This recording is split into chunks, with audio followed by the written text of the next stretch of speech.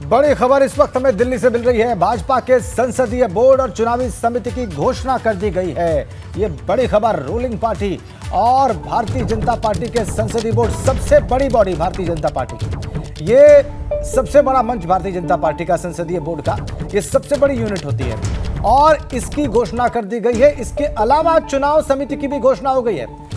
ये दो महत्वपूर्ण बॉडीज भारतीय जनता पार्टी की, इनकी घोषणा करने की खबर आ रही है। ये बड़ी खबर है इस वक्त देश की राजधानी दिल्ली से हमारे पास। कौन कौन है सदस्य आपको दिखा रहे हैं हम। राष्ट्रीय अध्यक्ष जेपी नड्डा, प्रधानमंत्री मोदी, गृह मंत्री अमित शाह, रक्षा मंत्री राजनाथ सिंह, ये सभी सदस्य हैं। ये सभी सदस्य हैं संसदीय बोर्ड के, जो कि सबसे बड़ी निर्णायक बॉडी है भारतीय जनता पार्टी की। चुनाव समिति की भी घोषणा हो गई है। संसदीय बोर्ड और चुनाव समिति दोनों की घोषणा कर दी गई है। नाम कौन कौन से हैं इस बोर्ड के सदस्यों के, वो भी हम आपको दिखा रहे हैं। जेपी नड्डा, प्रधानमंत्री मोदी, रक्षा मंत्री राजनाथ सिंह, ये सब संसदीय बोर्ड के सदस्य हैं, इसमें शामिल किए गए हैं। इसके अलावा गृह मंत्री अमित शाह, सर्बानंद सोनोवाल, ये भी संसदीय बोर्ड में शामिल। देखिए, असम के पूर्व मुख्यमंत्री सर्बानंद सोनोवाल भी शामिल, और इसके अलावा बीएस येदियुरप्पा, कर्नाटक के पूर्व मुख्यमंत्री, ये भी शामिल हैं इस संसदीय बोर्ड में। जी हां, सर्बानंद सोनोवाल, गृह मंत्री अमित शाह, रक्षा मंत्री राजनाथ सिंह, प्रधानमंत्री नरेंद्र मोदी, राष्ट्रीय अध्यक्ष जेपी नड्डा, सुधा यादव, श्रीमती सुधा यादव, बीएस येदियुरप्पा, कर्नाटक के पूर्व मुख्यमंत्री, इसके अलावा बीएल संतोष, राष्ट्रीय संगठन मंत्री, ये सब संसदीय बोर्ड के सदस्य हैं। 11 सदस्य हैं संसदीय बोर्ड में। भाजपा के संसदीय बोर्ड और चुनाव समिति की घोषणा कर दी गई है। यह बड़ी खबर इस वक्त एबीपी गंगा आपको दे रहा है। देश के सबसे बड़े दल, रूलिंग पार्टी केंद्र की और उत्तर प्रदेश की और उत्तराखंड की भारतीय जनता पार्टी ने संसदीय बोर्ड की घोषणा कर दी है। प्रधानमंत्री मोदी इसके सदस्य हैं, रक्षा मंत्री राजनाथ सिंह इसके सदस्य हैं, गृह मंत्री अमित शाह इसके सदस्य हैं। इसके अलावा राष्ट्रीय अध्यक्ष जेपी नड्डा भी इसके सदस्य हैं। सर्बानंद सोनोवाल, असम के पूर्व मुख्यमंत्री, भी इसके सदस्य हैं। कर्नाटक के पूर्व मुख्यमंत्री बीएस येदियुरप्पा, के लक्ष्मण, ये सभी संसदीय बोर्ड के मेंबर्स घोषित किए गए हैं। ये बड़ी खबर इस वक्त एबीपी गंगा आपको दे रहा है, भारतीय जनता पार्टी से जुड़ी हुई। जेपी नड्डा, प्रधानमंत्री मोदी, रक्षा मंत्री राजनाथ सिंह, गृह मंत्री अमित शाह, पूर्व मुख्यमंत्री असम के सर्बानंद सोनोवाल, कर्नाटक के पूर्व मुख्यमंत्री बीएस येदियुरप्पा, ये सब संसदीय बोर्ड के सदस्य। के लक्ष्मण, सुधा यादव, बीएल संतोष संसदीय बोर्ड के सदस्य घोषित किए गए। अविनाश तिवारी हमारे साथ जुड़ गए। अविनाश, इस घोषणा में आप महत्वपूर्ण बात क्या रेखांकित करेंगे? जी देखिए, अगर बात करें राजेंद्र, जिस तरीके से ये नई संसदीय बोर्ड की टीम गठित की गई है, उसके साथ साथ अगर बात करें तो चुनाव प्रचार समिति के जो टीम मेंबर गठित किए गए, इसमें सबसे महत्वपूर्ण बात यह है कि दोनों ही टीमों से अगर बात करें तो केंद्रीय सड़क परिवहन मंत्री नितिन गडकरी को बाहर कर दिया गया है, तो वहीं कई सारे नए नाम को जोड़ा भी गया है। अगर बात करें तो जिस तरीके से महाराष्ट्र के पूर्व मुख्यमंत्री और वर्तमान में अगर बात करें तो महाराष्ट्र के उप मुख्यमंत्री देवेंद्र फडणवीस को चुनाव समिति में लगाया गया है। इसके साथ साथ अगर बात करें तो संसदीय बोर्ड में उत्तर प्रदेश से भी अगर बात करें तो 2 सदस्यों को शामिल किया गया। इनमें खासतौर से अगर बात करें तो रक्षा मंत्री राजनाथ सिंह है, और इसके अलावा बात करें तो राज्यसभा सांसद के लक्ष्मण शामिल है। तो यानी कि उत्तर प्रदेश को भी प्रतिनिधित्व इसमें मिला है। और प्रधानमंत्री नरेंद्र मोदी चूंकि खुद लोकसभा सांसद है वाराणसी से, तो उनको भी अगर कह सकते हैं कि उत्तर प्रदेश का प्रतिनिधित्व के तौर पे वो भी मौजूद रहेंगे। इसके अलावा अगर बात करें तो 11 सदस्यीय टीम संसदीय बोर्ड में रखी गई है। संसदीय बोर्ड का काम अगर बात करें राजेंद्र, तो मुख्यतः चुनाव जब होता है तो उसमें किस तरीके से टिकट किन लोगों को दिया जाए, कौन कौन लोग उम्मीदवार बनाए जाए, और किस तरीके से जो तमाम सारे चुनाव होते हैं वहां पे उम्मीदवारों के चयन का काम संसदीय बोर्ड करता है। वहीं अगर बात करें तो जो चुनाव प्रचार समिति होती है, वो जब किसी भी राज्य में चुनाव होता है, चाहे वो छोटा चुनाव हो या बड़ा चुनाव हो, तो अगर उसमें केंद्रीय टीम शामिल होती है तो किस तरीके से राज्य में चुनाव कराया जाए, कौन कौन नेता प्रचार के लिए जाएगा और कौन कौन नेता आगे किस तरीके से बढ़ेगा, इन तमाम सारी चीजों को देखती है। तो इनमें भी अगर बात करें तो 11 सदस्य के अलावा जो 15 सदस्य की टीम है वो केंद्रीय चुनाव समिति का, उसमें अगर बात करें तो प्रधानमंत्री नरेंद्र मोदी खुद मौजूद है। और इसके अलावा अगर बात करें तो 2 पूर्व मुख्यमंत्रियों को जगह मिली, यानी कर्नाटक के पूर्व मुख्यमंत्री बीएस येदियुरप्पा और असम के पूर्व मुख्यमंत्री वर्तमान में केंद्रीय मंत्री सर्बानंद सोनोवाल को भी जगह मिली है। के लक्ष्मण को जगह मिली है। इकबाल सिंह लालपुरा जो की अगर बात करें तो माइनॉरिटी कमीशन के चेयरमैन है, उनको भी इसमें जगह दी गई है। इसके अलावा बात करें सुधा यादव जो कि हरियाणा से आती है, उनको भी इसमें जगह दी गई है। और सत्यनारायण जाटिया जो कि अगर बात करें तो बड़े नेता माने जाते हैं मध्य प्रदेश, उनको भी जगह दी गई है। इसके अलावा भूपेंद्र यादव, चूंकि अगर भूपेंद्र यादव को आप देखिए तो हरियाणा के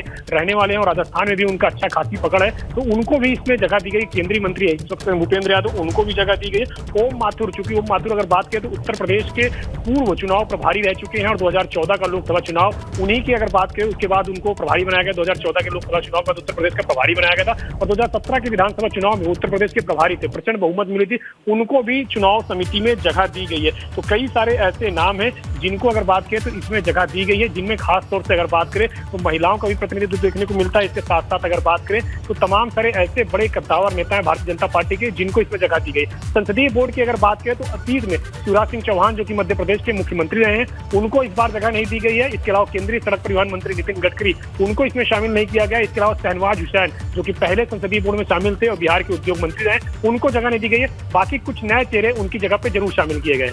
जी, आप महत्वपूर्ण बात बता रहे हैं। नितिन गडकरी, शिवराज चौहान, ये दोनों इस बार संसदीय बोर्ड में शामिल नहीं किए गए हैं। तो पिछले संसदीय बोर्ड के गठन में उसकी रूपरेखा में और वर्तमान में और क्या अंतर आपने देखा अविनाश? देखिए अगर बात करें राजेंद्र तो पिछले जो संसदीय बोर्ड थी वो थोड़ा छोटा संसदीय बोर्ड था, इसमें इतने सदस्य नहीं मौजूद थे, लेकिन इस बार 11 सदस्यों की जो टीम है वो बनाई गई है। संसदीय बोर्ड में खुद पार्टी के राष्ट्रीय अध्यक्ष जेपी नड्डा हैं। इसके अलावा अगर बात करें तो इसमें राजनाथ सिंह हैं जो कि लखनऊ से सांसद हैं और वर्तमान में रक्षा मंत्री भी हैं। इसके साथ साथ प्रधानमंत्री नरेंद्र मोदी खुद मौजूद हैं और इसमें अगर बात करें तो गृह मंत्री अमित शाह मौजूद हैं, कर्नाटक के पूर्व मुख्यमंत्री BS येदियुरप्पा हैं और असम के पूर्व मुख्यमंत्री, और इसके साथ साथ अगर बात करें तो वर्तमान में केंद्रीय मंत्री सर्बानंद सोनोवाल मौजूद हैं और ओबीसी यानी कि पार्टी के ओबीसी मोर्चा के अध्यक्ष के लक्ष्मण उत्तर प्रदेश से अभी हाल ही में राज्यसभा सांसद नियुक्त हुए हैं, इनको शामिल किया गया है। माइनॉरिटी कमीशन के अध्यक्ष इकबाल सिंह लालपुरा को शामिल किया गया है और सुधा यादव जो कि हरियाणा से ये भी आती है, हरियाणा से महिलाओं में काफी अच्छी इनकी पकड़ है, उनको शामिल किया गया है। और इसके अलावा BL संतोष जो कि संगठन महासचिव हैं, जो कि संगठन महासचिव महत्वपूर्ण भूमिका निभाता है संगठन को बुनने में और किस तरीके से आगे तमाम तरह पार्टी की गतिविधियां उनको संचालित करने में, तो उनको इसमें रखा गया। तो ये वो 11 नाम है जिनको जगह दी गई है संसदीय बोर्ड में। और पूरे देश में किसी भी राज्य में जब चुनाव होता है तो जो राज्यों की तरफ से नाम निकल के आते हैं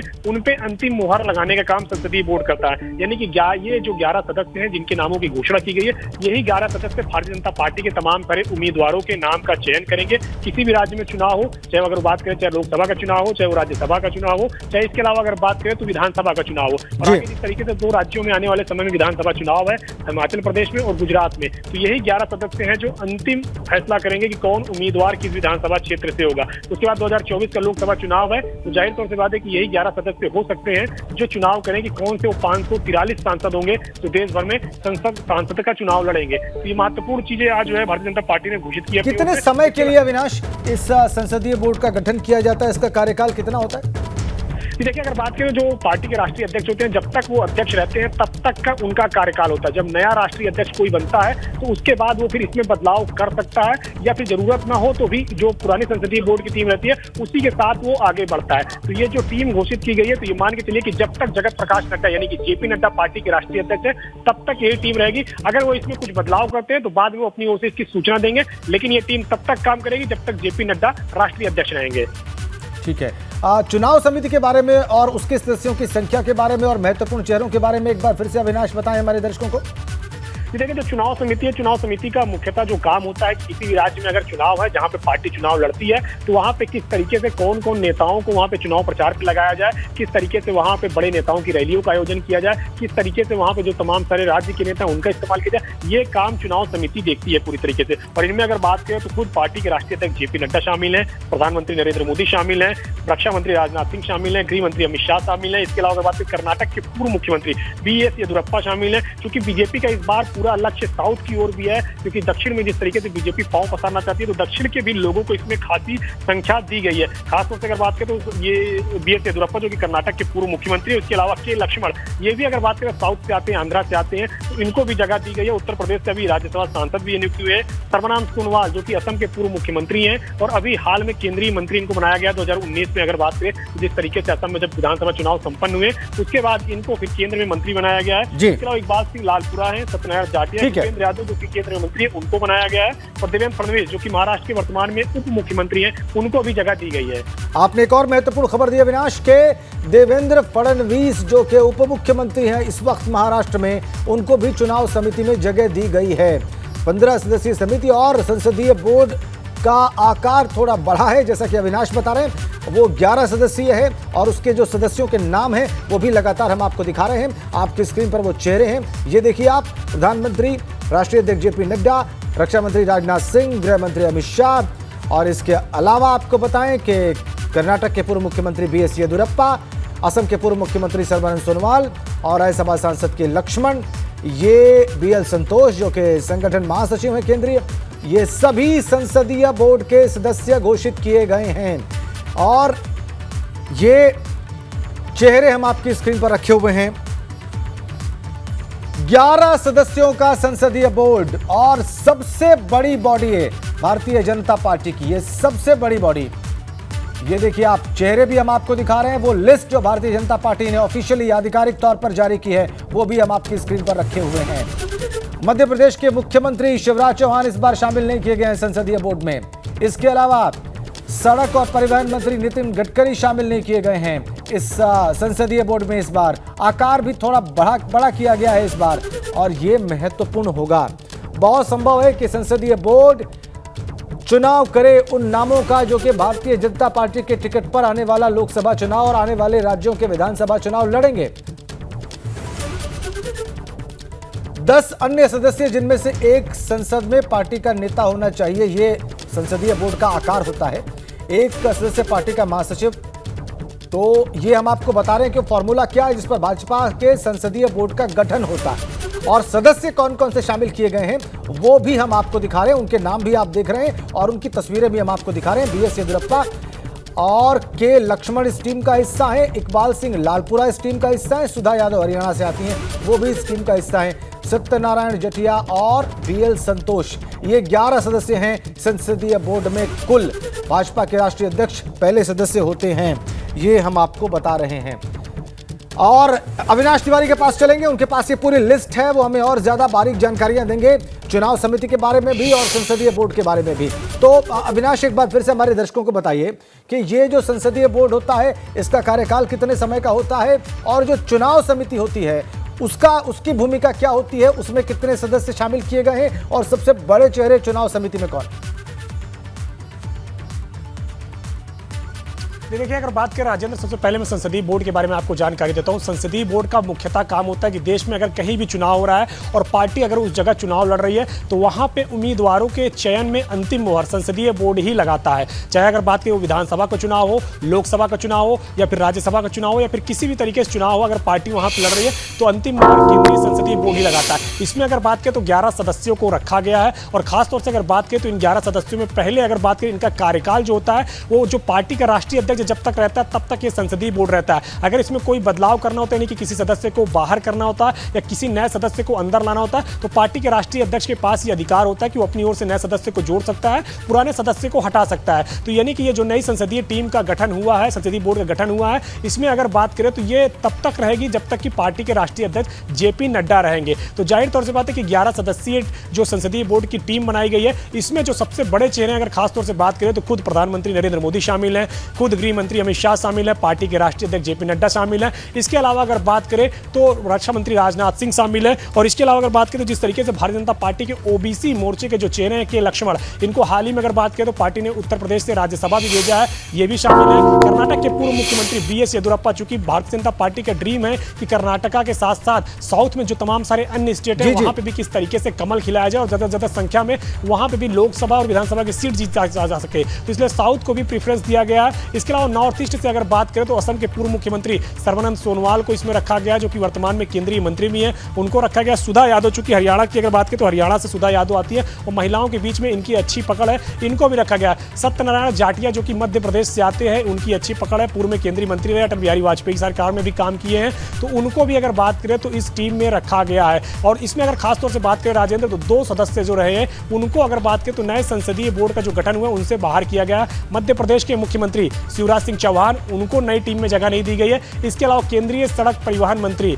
नितिन गडकरी, उनको इस टीम में जगह नहीं दी गई है। बाकी अगर बात करें तो कुछ नए सदस्यों को भी जोड़ा गया है। नए सदस्यों में अगर बात करें तो BS येदियुरप्पा है, सर्बानंद सोनोवाल हैं, सुधा यादव हैं, के लक्ष्मण हैं, सत्यनारायण जाटिया हैं। ये वो नए सदस्य हैं जिनको जोड़ा गया है। इसके अलावा अगर बात करें तो 15 सदस्यीय समिति का भी गठन किया गया है, जो कि चुनाव समिति होगी। चुनाव समिति की अगर बात करें तो कहीं भी पार्टी अगर चुनाव लड़ती है तो वहां किस तरीके से बड़े नेताओं का मूवमेंट होगा, बड़े नेताओं के साथ साथ कहां पे रैलियां होगी, कहां पे किस तरीके से चुनाव प्रचार करना है, किन किन नेताओं के चुनाव प्रचार में ड्यूटी लगानी है, उनके अगर बात करें वहां पहुंचने से लेकर रुकने से लेकर तमाम सारे इंतजाम देखने होते हैं, किस तरीके से चुनाव प्रचार होगा, ये काम चुनाव समिति की टीम करती है। और इस चुनाव समिति की टीम में अगर बात करें तो कई सारे बड़े दिग्गज भी मौजूद है। खुद प्रधानमंत्री नरेंद्र मोदी मौजूद हैं, क्योंकि बीजेपी के जिस तरीके से सबसे बड़े चेहरे प्रधानमंत्री नरेंद्र मोदी खुद है। और इसके साथ साथ हर बड़ी महत्वपूर्ण बैठक में प्रधानमंत्री की निगरानी रहती है और वो अपनी निगरानी में तमाम सारे कार्य करते हैं। तो खुद मौजूद है, गृह मंत्री अमित शाह मौजूद है, पार्टी के राष्ट्रीय अध्यक्ष JP नड्डा मौजूद हैं। इसके अलावा अगर बात करें तो केंद्र में मंत्री भूपेंद्र यादव मौजूद है, BS येदियुरप्पा, के लक्ष्मण और इसके अलावा सर्बानंद सोनोवाल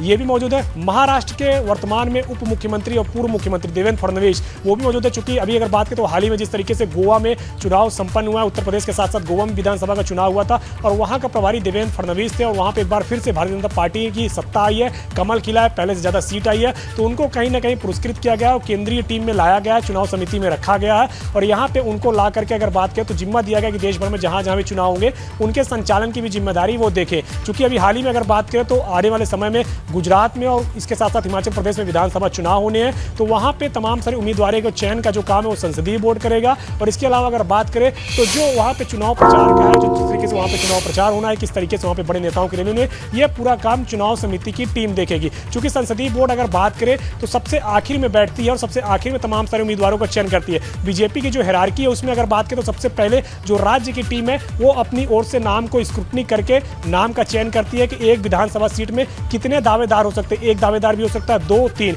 मैक्सिमम 3 दावेदारों के नाम भेजे जाते हैं, जिसको अगर बात करें दिल्ली में जब ये केंद्रीय संसदीय बोर्ड की टीम बैठती है तो वो अंतिम नाम का चयन करती है और अंतिम उम्मीदवारी पर मुहर लगाती है। तो ये सबसे महत्वपूर्ण टीम मानी जाती है चुनाव के हिसाब से, चाहे अगर बात करें चुनाव प्रचार के हिसाब से, चाहे बात करें उम्मीदवारों के चयन के हिसाब से, तो ये दोनों टीम काफी महत्वपूर्ण होती है और इन्हीं दोनों टीमों का ऐलान आज किया गया है। और सबसे महत्वपूर्ण बात यह रही कि जिस तरीके से केंद्रीय परिवहन मंत्री नितिन गडकरी को इस बार जगह नहीं मिली है दोनों ही टीम में। अगर बात करें मध्य प्रदेश के मुख्यमंत्री शिवराज सिंह चौहान, उनको भी जगह नहीं मिली है। बाकी कुछ नए सदस्य इसमें जरूर जोड़े गए हैं। दक्षिण भारत का भी प्रतिनिधित्व दिया गया है, नॉर्थ ईस्ट का भी प्रतिनिधित्व दिया गया है और इसके साथ साथ उत्तर प्रदेश, मध्य प्रदेश जैसे बड़े राज्यों का भी प्रतिनिधित्व दिया गया है। तो ये एक बिल्कुल एकदम सदी हुई टीम बनाई गई है, जिससे कि तमाम सारी जो राज्यों के लोग हैं उनका प्रतिनिधित्व मिल सके। जो उस राज्यों में अगर बात करें जो उस समझने वाले लोग हैं उनको जगह दी गई। खासतौर से अगर बात करें तो दक्षिण भारत को जिस तरीके से BS येदियुरप्पा समझते हैं, के लक्ष्मण समझते हैं, उनको जगह दी गई है। नॉर्थ ईस्ट को अगर बात करें तो सर्बानंद सोनोवाल बेहतर समझते हैं, उनको जगह दी गई है। महिलाओं में अगर बात करें तो सुधा यादव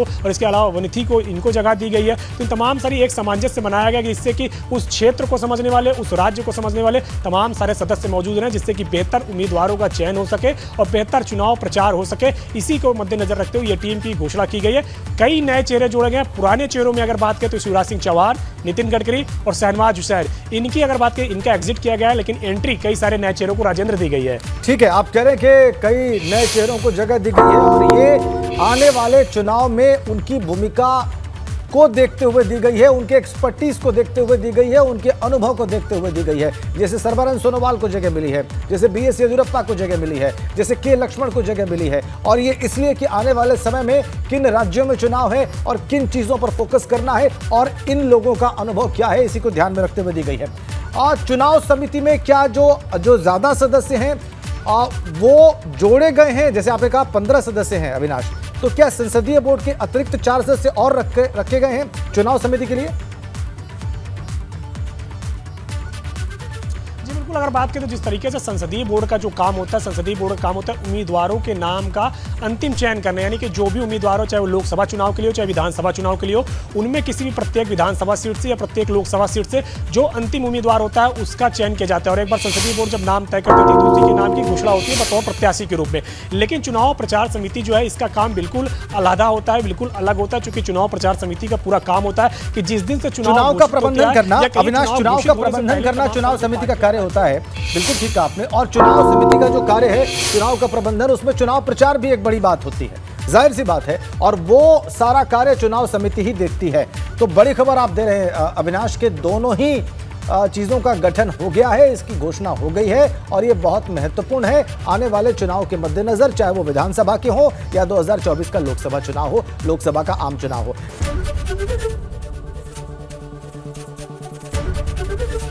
एबीपी गंगा, खबर आपकी, जुबान आपकी।